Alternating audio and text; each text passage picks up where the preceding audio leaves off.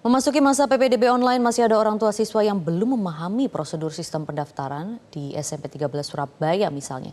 Sejumlah orang tua berkonsultasi untuk mendaftarkan putra-putri mereka, bahkan ada pula yang tidak memahami apa saja jalur masuk ke sekolah menengah pertama tersebut. Berikut kita simak laporan Belinda Firda dan Mahmud Fauzi dari Surabaya, Jawa Timur.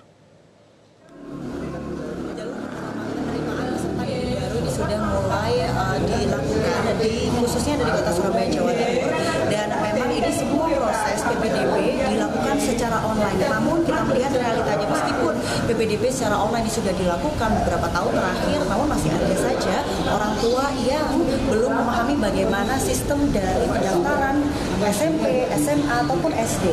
Dan memang ini salah satunya ada di SMP 13 Kota Surabaya. Ini memang khusus menyediakan layanan untuk berkonsultasi apabila ada orang tua yang kurang jelas atau belum paham bagaimana sistem atau skema pendaftaran secara online bagi putra-putri mereka. Kita coba tanya kepada Pak Aryadi selaku Humas di SMP 13 bagaimana memang pelayanan yang dilakukan oleh SMP 13 menindaklanjuti dari sistem penerimaan peserta didik secara online. Baik, terima kasih Mbak. SMP 13 kita menyiapkan kepanitiaan untuk mempercepat dan memperlancar proses PPDB ini, dan kita menyiapkan bantuan kepada masyarakat luas apabila mengalami kendala-kendala. Panitia siap membantu, insya Allah kita bahkan tanggal merah hari Sabtu kita standby di sekolah.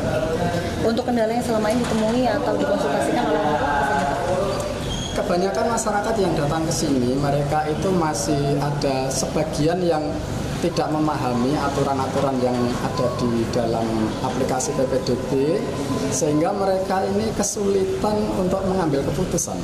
Terima kasih Pak Karyadi. Nah pemirsa, kebetulan sekali ketika kami berkunjung di SMP 13 Surabaya, ada orang tua murid yang memang ingin bertanya dan berkonsultasi di SMP 13 Surabaya terkait bagaimana sistem PPDB secara online. Permisi Ibu, dan Ibu siapa? Ibu Monika. Ibu Monika, rumahnya di mana Bu? Margerejo. Dekat di SMP 13 ya? Dekat.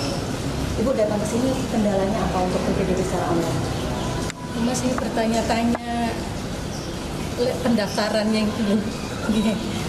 Sistemnya bagaimana? Iya, tanya sistemnya gimana, jarak terdekat dan jauhnya berapa.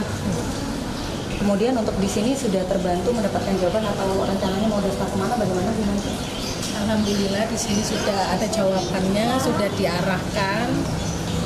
Ya tetap pinginnya di sini, karena kan di sini yang lebih dekat dari rumah. Ada kebingungan tersendiri nggak kalau ketika sistem pendaftarannya secara online?